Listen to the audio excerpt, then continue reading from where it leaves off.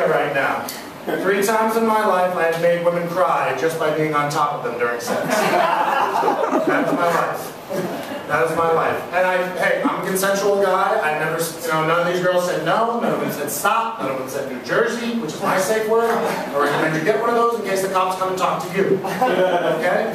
But 3 times in my life I have been inside of a woman and I've heard whimpering coming from underneath you. And if this has never happened to you, trust me when I tell you, it will give you a complex when you deal with a woman. Okay?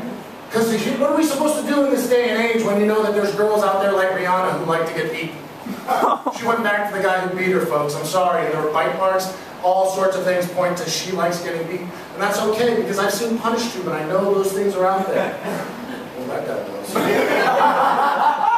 We're going to talk afterwards, sir. Yes. My love life's not going to get better, folks. All right? It's not going to get better. I'll tell you why. All 3 of these girls, I made cry before I was 28. When I was 28, I was just shy of 6'5". When I was 29, I was just shy of 6'6". Now that I'm almost 30, I'm over 6'6". I'm still fucking growing. And I don't know why. I don't know why. I've talked to 2 doctors. Granted, they were in a bar situation, but I don't believe in paying co-pays. I don't believe in paying co-pays just to talk to an individual. And I got 2 different answers. The first one told me it might be a pituitary tumor. Look that up on WebMD. Those are inoperable. So that's not really good for me. The second one told me a little bit better news. He said it might just be gigantism. The reason why that's better is because now that I have a defined affliction, I can be a PC cop too, and I get to tell people what they can and can't say. So in this America, that comes in handy. But to be honest with you, I don't trust Western medicine. You know, it's a profit motive. You can't trust those guys. So I'm going with the other thought I've been having, which is I think I might be a god.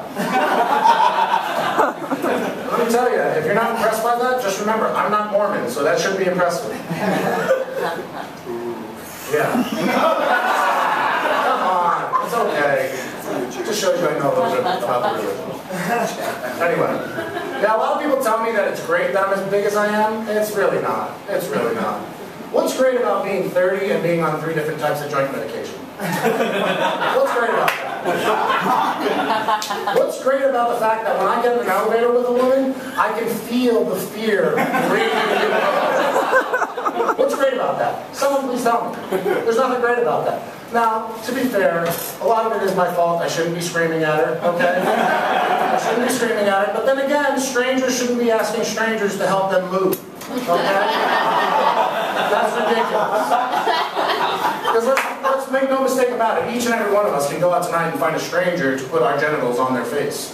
But not one of us can go out to find anyone to help us move. It can't be done.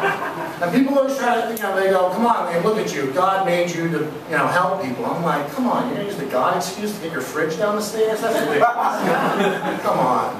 Not only that, that God excuse already got ruined when they made me play football. So, I'm sorry, folks. I know I might ruin some people's thoughts about me, but I don't like that. Anyway. Oh, thank you, sir.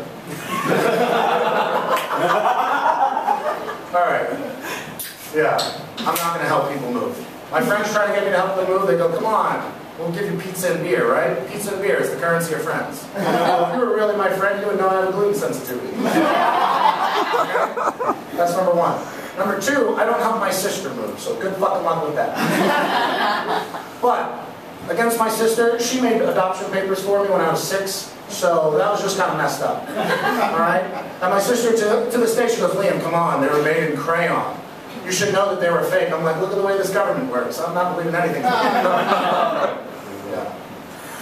For a long time, I actually did think I was adopted until I got of age, and I realized that I'm a Whopper and my dad's a Whopper Jr. And there's definitely a similarity right there. There definitely is. But I decided to get one of those genetic tests done. You can get everything you need to know about yourself. I had my brother and my sister come with me. Found out 3 things. Number 1, we are biological siblings, so maybe they can hear this through the universe, but fuck you, Megan and Connor. That's ridiculous. Apparently the Jesuits were right. If you get a kid at 6 years old, he'll believe it for the rest of his life.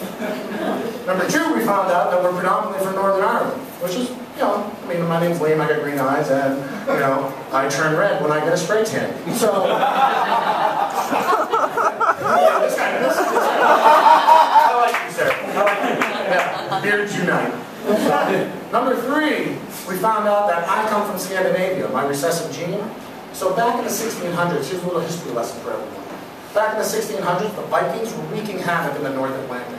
Stopped over in Northern Ireland, raped one of my relatives. I'm a product of rape. Yeah. This magnificent creature you see before you is a product of one of the most brutal and savage events that can happen on this planet. And for some reason, as a man, I find that exhilarating. I know I'm not supposed to because I'm a civilized man, right? You know, but who else gets to say that they were forged in the fire of Mount Doom besides Schmiegel? Come on, Steve, I thought you would have laughed at that. Yeah, so I come from Viking rape. Yeah, that's just where I live in this world.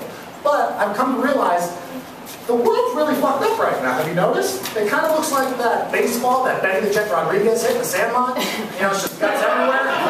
Just guts everywhere. And civilization right now is hanging by a thread between civilization and survival. And I come from Vikings, so I'm like genetically, I'm gonna take over. I'm gonna take over because when we start living in tribes again, I'm everybody's #1 draft pick. Okay? And I get to say that for reasons that most white men in America never get to say in the 21st century, nor should they say. And that's, I'm better than most of you because I can carry my weight in deer meat. Okay? That's what's going to matter. 300 pounds of venison, I can carry it everywhere I go. Even if you're a vegan, you're going to dig me a ditch for a pound of flesh at the end of the day. Okay? For a few pounds more, maybe you can help me build that Swiss Family Robinson fortress I've always wanted. With rain buckets and cantilevers and fuck it, let's race an ostrich. Right? I want my Disney afternoons back. Someone go be Darkwing Duck, because I will be Scrooge McDuck. Okay? I am in charge. I want everyone to know this. I am in charge. It is my tribe. So if any of you try fucking with my new world order, just know it won't take me 100 years to get a stranglehold on you. Okay? Because I'm like a bank. That one didn't go that well. Right there. Didn't go that well. That's okay. That's okay.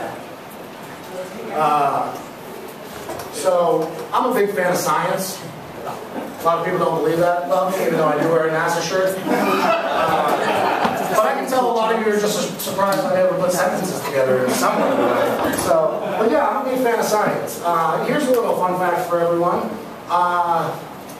They have just figured out the technical hurdles for the first head transplants. Let me repeat that. They have just figured out the technical hurdles for a head transplant. There's going to be a war for the word tranny real soon. So, again, that didn't go well.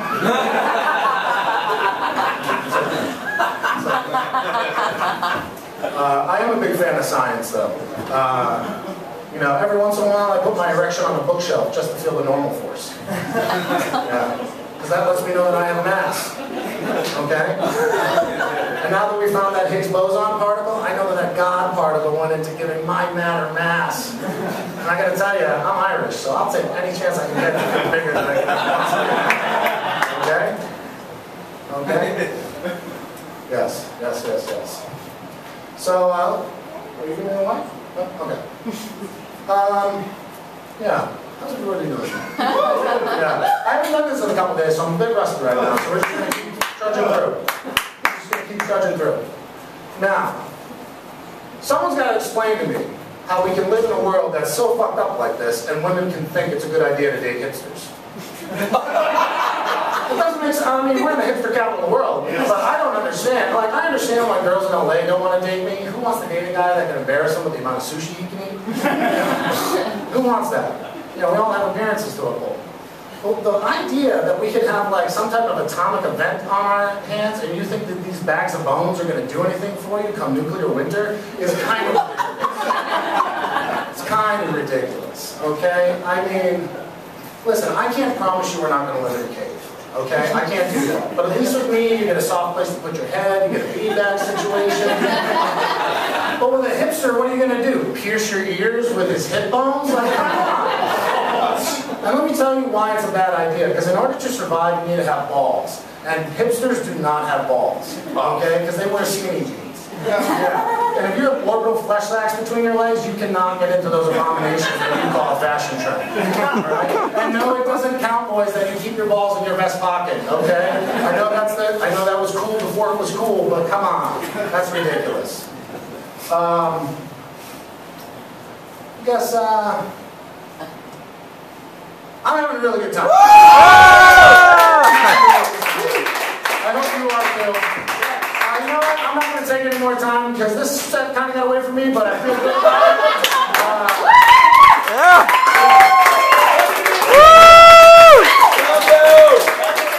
I will bring it right back. Oh man, I am sweating so hard. Can we get a mop in here? I'll bring it back to our lovely host, Matt Lashansky. Thanks, guys.